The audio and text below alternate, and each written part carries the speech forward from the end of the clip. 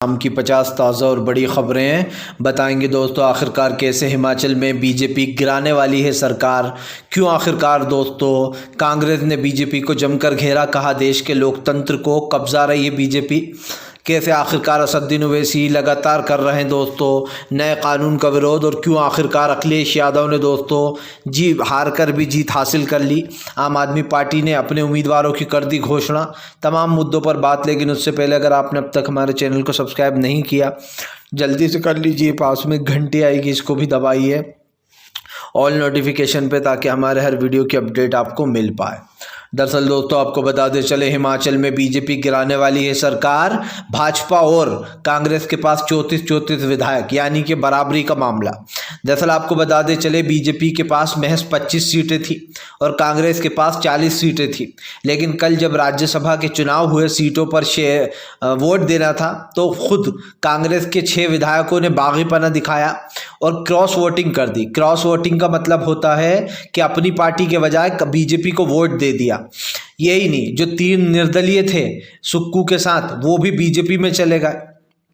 और हैरत करने वाली बात यह है दोस्तों कि इन लोगों ने क्रॉस वोटिंग तो की, लेकिन उसके बाद हिमाचल में हरियाणा पुलिस घुसती है और आप समझिए दूसरे राज्य में दूसरे राज्य की पुलिस आती है और पीआरएफ के जवान आते हैं और उन विधायकों को गाड़ी में बिठाकर ले जाते हैं।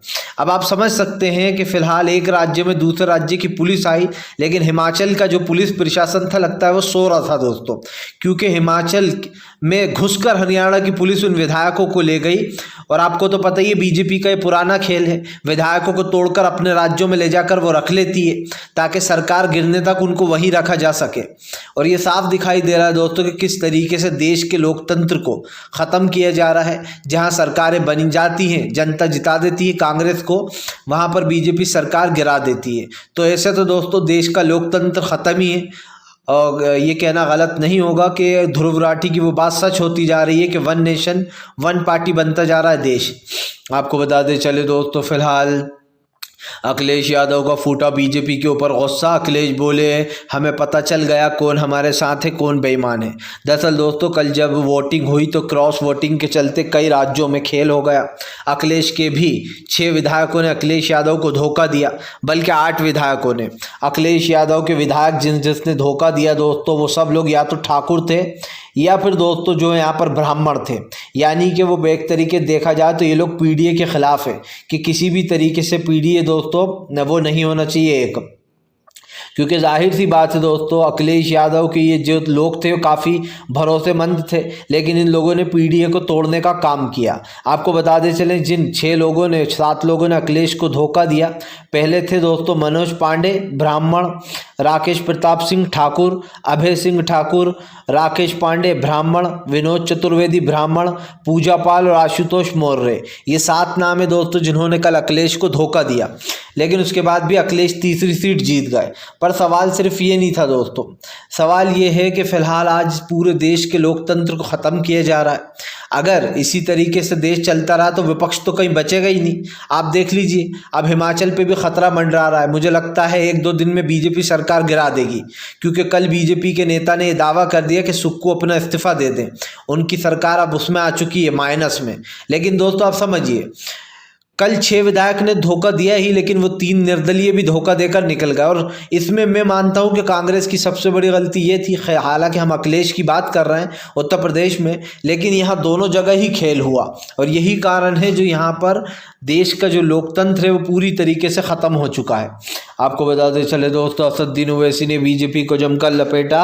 ओवैसी बोले फिलहाल देश में मुसलमान को कहीं नहीं मिल रही है जगह, मुसलमानों की मस्जिदों से लेकर तो मुसलमानों के कानूनों तक में घुसा जा रहा है। दरअसल आपको बता दें चले, निकाह कानून असम में ख़त्म कर दिया गया है, जहां पर बताया जा रहा है कि फ़िलहाल जो लड़की को मेहर मिलता था उसको भी हटा दिया गया है मैरिज एक्ट में से। मैरिज एक्ट में अब आपको पहले जो है यहाँ पर वो कराना पड़ा करेगा पंजीकरण वगैरह। और आपको बताते चले, इस निकाह को लेकर ओवैसी ने जमकर हमला बोला, कहा मुसलमानों में निकाह से ही शादी होती है। बीजेपी को जमकर लपेटे मिली है। यही नहीं, यहाँ पर सीधी सीधी बात बोली गई है कि जिस तरीके से शरय के हिसाब से मुसलमानों में निकाह किया जाता है वैसे ही किया जाएगा।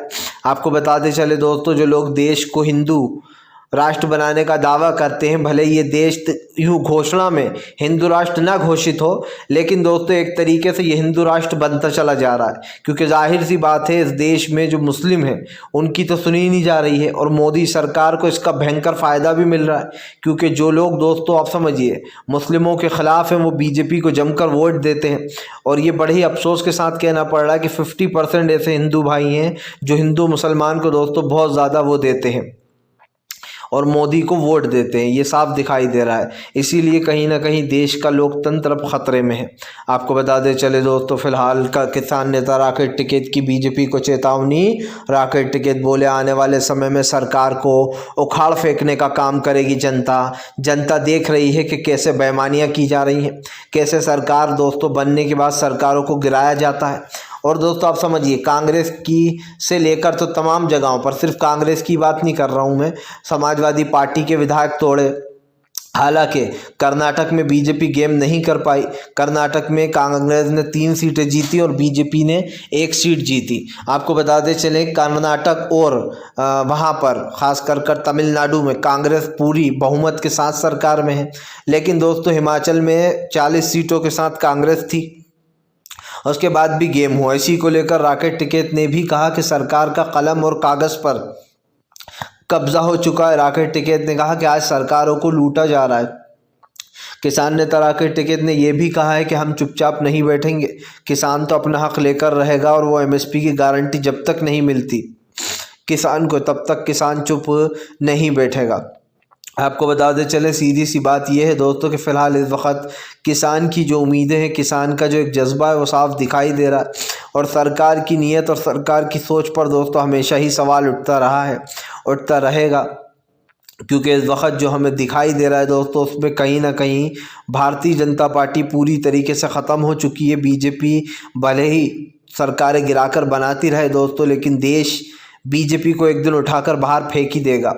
आपको बता दें चले दोस्तों फ़िलहाल जो यहाँ पर बन गई दिल्ली में बात। जी हाँ, आपको बता दें आम आदमी पार्टी और कांग्रेस ने अपने उम्मीदवारों की घोषणा कर दी। दरअसल आपको बता दें चले कल दिल्ली में फाइनली आम आदमी पार्टी ने अपने उम्मीदवारों की घोषणा कर दी है। बताया जा रहा है दिल्ली में दोस्तों आम आदमी पार्टी के ये विधायक जो हैं इसमें बड़ी घोषणाएं की गई हैं। सवाल सिर्फ ये नहीं है दोस्तों, दिल्ली की आम आदमी पार्टी ने जो बयान दिया है यहाँ पर एक चीज़ साफ दिखाई देती है दोस्तों कि अब आने वाले समय में ये मामला काफ़ी बढ़ने वाला है। सीधी सी बात ये है दोस्तों कि फ़िलहाल अब काफ़ी कुछ चीज़ें जो है यहाँ पर हमें चेंज होती हुई नज़र आ रही हैं। आपको बताते चले फ़िलहाल एक बार फिर से तमाम मुद्दों पर जो है यहाँ पर बात की जाएगी। और दिल्ली के जो उम्मीदवार अरविंद केजरीवाल ने अपनी 4 सीटों पर उतारे हैं दोस्तों, काफ़ी दिग्गज माने जाते हैं। ऐसे में अरविंद केजरीवाल लोकसभा में कोई चांस नहीं लेना चाहते।